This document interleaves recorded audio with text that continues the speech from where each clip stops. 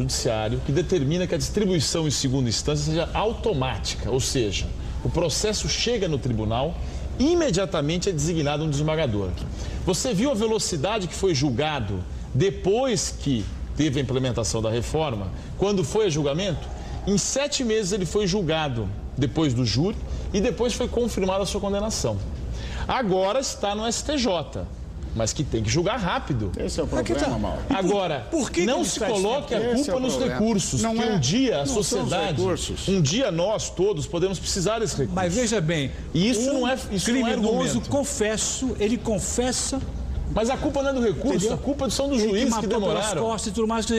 Quais são os recursos possíveis para um réu confesso condenado? Ô, Mauro, só para contrapor a você, se nós tivermos X recursos e eles demoram muito para ser julgados, não é diminuindo a quantidade de recursos que nós vamos buscar justiça, não. É buscando rapidez no seu julgamento.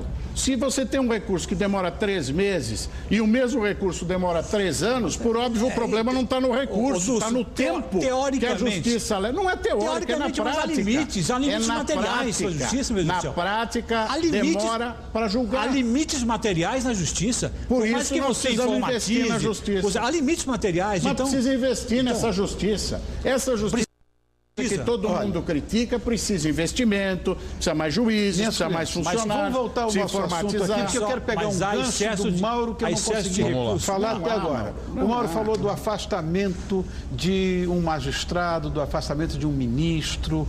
Isto, vocês falaram de punições, das coisas que são exemplares na ordem, inclusive. Agora, o caso do nosso promotor aqui em questão, além do próprio crime dele e de sua defesa, ainda tem essa discussão do cargo dele, que é promotor, tá? Ora ele continua no cargo, ora ele é afastado, e eu fiquei sabendo que a lei permite isso. Ou seja, ele pode ir em qualquer dessas situações. Ele continua, ou fora ou dentro, ele continua recebendo, por exemplo, o salário dele. Agora veja, Rony, como as instituições evoluem, tá vendo, Mauro? A sociedade acha ruim isso, porque se não tivesse um conselho nacional, se não tivesse um conselho externo, representativo, que não se ficasse só nas corregedorias, esse promotor estaria na mesma situação. Então nós temos instrumentos hoje melhores, nós temos juízes afastados, nós temos promotores, isso é evolução de um sistema. Isso só para demonstrar que o Poder Judiciário durante muito tempo ficou muito arcaico, muito fechado, pouco afeito às questões de democracia, de abertura. Então hoje nós temos um poder que passa por uma crise sim, que tem que superá-la em nome da nação, porque se nós não superarmos todo esse contexto, eu sempre digo uma frase: fecha o país, porque se o Poder Judiciário não for confiável, não for forte, não tem cidadania, não tem civilização. E nós temos agora uma decisão, que no passado não existiria como subsistir. Então isso é importante também. Eu acho muito oportuno isso que ele disse, e eu concordo plenamente nessa evolução. E é bom lembrar, eu lembro de inúmeros editoriais que eu escrevi a favor do controle e a reação contra. Foi uma reação quando nós falávamos em controle externo, tanto da magistratura quanto do Ministério Público, cair abaixo. E hoje a própria magistratura... A própria magistratura já reconhece a importância e o próprio Ministério Público. Olha, esse exemplo agora foi realmente fantástico. Nós tivemos resistências terríveis. Nós tivemos uma desembargadora do Belo Horizonte que disse o seguinte: se tirar meus 10 parentes, eu ponho meus 10 amigos. Ela disse como quem não tem medo, como quem acha que tem uma condição superior.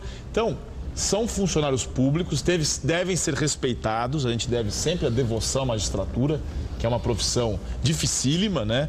Inclusive nem teria vocação, minha vocação é parcial, é de defesa, mas dentro do limite do Estado e de controle da sociedade. Antigamente o Judiciário não tinha esse controle. Doutora Rony, só para esclarecer um ponto para o seu telespectador. Todo esse debate em torno da situação do promotor é enquanto promotor. O Ministério Público, tanto no seu órgão estadual quanto no federal, no Conselho Nacional do Ministério Público, que cassou aquela decisão aqui de São Paulo, tirando a condição de vitalicidade do promotor, esta é um debate que diz respeito à sua situação de promotor, o que não tem nada a ver com o crime que está sendo imputado a ele. Isto vai ser alvo de outro julgamento. Porque se confunde muito a dizer, não, ele foi absolvido, não tem nada a ver com aquele crime. Essas liminares que foram obtidas para ele permanecer no cargo, para ele ser afastado, para ele continuar na atividade ou não, diz respeito à sua atividade no Ministério Público, que o Conselho Nacional do Ministério Público o afastou, ele não está trabalhando, senão ia para Jales, a cidade onde o rapaz que foi morto viveu um período. Agora, o crime que está sendo imputado a ele vai ser objeto de processo criminal perante o Poder Judiciário e aí poderá ser condenado ou absolvido. A única relação, aquilo que o próprio procurador-geral aqui tem insistido e alguns procuradores e promotores, é realmente examinar se um cidadão desse tem condições de ser promotor. Isso. Um cidadão que agiu dessa forma, que... Essa é uma avaliação importantíssima, porque ele vai acusar o semelhante. E é uma decisão corporativa que não envolve essas questões ainda do mérito, de se ele matou legítima defesa, isso vai ser analisado pela Justiça. E mal comparando, é a mesma coisa do caso do Congresso Nacional. Se confunde muito para a população isso. Questão do mensalão. Uma coisa é o julgamento político e outra coisa é o julgamento na Justiça. Lá na Câmara foram muitos benevolentes. No Judiciário tem que se respeitar o devido processo legal. Falam sempre assim, só depois de transitado em julgado. Não, mas para a política não precisa. Política não precisa. Para o ambiente político, perdeu o decoro, perdeu a confiança, tá certo. Fora da vida pública. Agora, para encerrar a nossa conversa, qual o desfecho que vocês acreditam que esse caso vai ter? Tenho tanto medo que aconteça situações como essa. Do promotor? Enfim. Ele, na verdade, está pedindo foro privilegiado, que é aquela questão de ser julgado no tribunal. Eu não entendo esse foro privilegiado como tão privilegiado assim. O que eu acho? Nós tivemos aí a questão do mensalão. Não vai ser fácil. Não tem nem recurso. O próprio Igor, que você citou... Não é grande vantagem. Foi condenado, foi condenado no tribunal. No tribunal e não cabe recurso, porque você não tem aquela outra instância. Então, eu tenho para comigo que a única coisa que eu posso dizer é que eu espero que seja rápido. Respeitado o devido processo legal, mas rápido, porque a sociedade precisa de uma resposta. E cobra. Na verdade, essa história de foro privilegiado, tecnicamente, nós temos que falar em foro de prerrogativa de função. Mas, mesmo assim, de um modo geral, isso não é adequado. Talvez por presidente da República, que não possa ser afastado ou julgado por um juiz de primeira instância, vá lá, para um outro cargo. Mas, de um modo geral, o foro de prerrogativa de função não é uma coisa positiva, nem para o acusado, porque ele perde instância de recurso. E eu sou contra. Eu acho que um ex-governador, um ex-prefeito tem que ser julgado como nós, cidadãos. Correto. E que história é essa que o juiz de primeira instância, nós temos que valorizar o juiz de primeira instância. Ele tem toda a condição de julgar o governante assim como pode julgar nós. Entendeu? Então esse é o princípio basilar da situação. Senhores, muito obrigado pela participação. É claro que a gente ia ficar aqui o resto da noite, um monte de perguntas que eu tinha que fazer, que estão na ficha que eu não fiz, mas de qualquer maneira, todos nós clamamos por justiça. É uma coisa que, sabe, vocês têm uma responsabilidade tão monumental.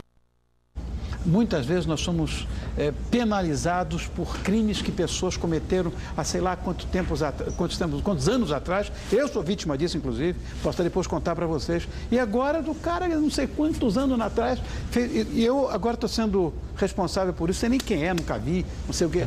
Essas coisas acontecem, todos nós precisamos de justiça. Está na mão de vocês, nos ajudem, por favor. Mauro, obrigado, meu irmão.